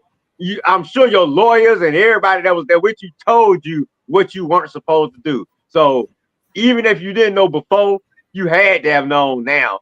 And if you know now and you still get in trouble, dude, you obviously don't care. Or you just at a point where you're just making bad decisions, and I guess your NFL career, what you're saying, it don't matter right now. But when it finally do kick in, coach and HO, when it finally do matter, guess what? Probably gonna be too late. By the time he finally get it, that's the thing. They eventually get it, but do they get it in time to save their careers or save their livelihood? Yeah. Well, hopefully he get it before it's too late, because it'll be another career down the drain of a talented player. But hey, it happens every day in the sports world. All right, that's it for 5 for 5. We thank you all for joining. Thank you all for commenting on it. And right now, got a question: who had the right to do what? HO, who got the right to Yeah. do what this week? Well, I wouldn't say for this week, but next month, the Atlanta Hawks got the right to make the best decision possible when it comes to drafting in this offseason. The Atlanta Hawks, you have the right. Now, if blocking Ansi from taking another interview, if that's a sign that you trust him completely, then let him work and let him do his thing and let him put this team together. So, Atlanta Hawks, you have the right to trust Ansi and let him work, and let's get this draft together so we can have a better season and a better team next year. All right. Red, who Eddie got the right Marr to do? from Michigan, baby. Who got the right to do what? Okay. Well, Tampa Bay, Cleveland, and the Oakland Athletics, y'all got the right to, hey, keep saving money, because y'all three right now got three of the lowest payrolls in baseball. And guess what? All three leading their division right now. Tampa Bay leading the AL East 5.5 games. over the Yankees with a $300 million payroll. Tampa Bay payroll, not even $100 million. Cleveland, one of the lowest payrolls in baseball. They up on their division 3.5 games. And the Oakland A's, who are actually playing in Sacramento, let me say the Sacramento A's, they lead their division. All these bad low payrolls leading the divisions in the American League. So, so like I say, the American League division leaders, you got the right to open up your wallet a little bit when trade deadline comes. Show ain't opened it up for the playoffs and it's working so far. So hey, got a little money to spend. Open up them wallets, clear that dust out. You know my Braves gonna open up their wallets, and if y'all want to compete with my Braves, you better open up the wallets. Yeah, you doing good now, but when the playoffs come and my Braves, you see my Braves in front of you, you had better had opened up them wallets come the trade deadline. Especially you, Cleveland, Tampa Bay. Oh boy, Tampa Bay having one of them seasons again, man. You never know; they come out of nowhere. All right. Anthony Cora said Falcons got the right to minimize the quarterback controversy as much as possible. Hawks got the right to draft a real center. I agree, Anthony. Falcons. Buddy from Michigan. What you think about Buddy from Michigan, H.O.? Yeah, I like him. Yeah, the 7'3" guy, I love him. I tell you what, if they skip on him, Oklahoma City gonna get him right out the box. They ain't gonna waste no time. They already said it. If they skip on him and don't get him, Oklahoma City gonna get him. And I'm like, good Lord, y'all just trying to make them just unbeatable. Goodness gracious. Right. And then you really gonna have twin towers. How if that boy ain't Hawks, you better grab him. And then you have your own win because I mean, at least in the Eastern Conference, you only got to play Wemby twice a year, and maybe if you get to the finals, you have to play him. All right, y'all. Well, want to once again thank H.O. for coming on as always. Always good to see H.O. H.O. is a contributor to the show big time. He's a family member, so we want to thank H.O. H.O., shout out somebody. Man, shout out Rev for tying the knot, man, doing the right thing and not having to continue these streaks without doing the right thing. He did the righteous thing. I would say that. He did the righteous thing. And shout out to everybody tuning in tonight. Make sure you check out Sports Roundtable Wednesday, 7 to 9 o'clock p.m. Eastern Standard Time. Well, entertainment and sports meets. Yeah. I got a feeling there's going to be some entertainment coming up on Wednesday because a certain family member did not show up today who told me, remember what he said? Yeah, I do.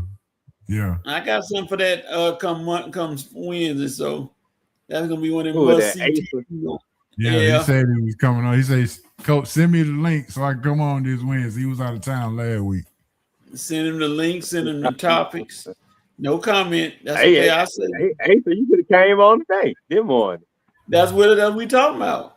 That's okay. Okay. Yeah, we wait. I'll get him Wednesday. Red, any shout out you want to holler at anybody? Anything?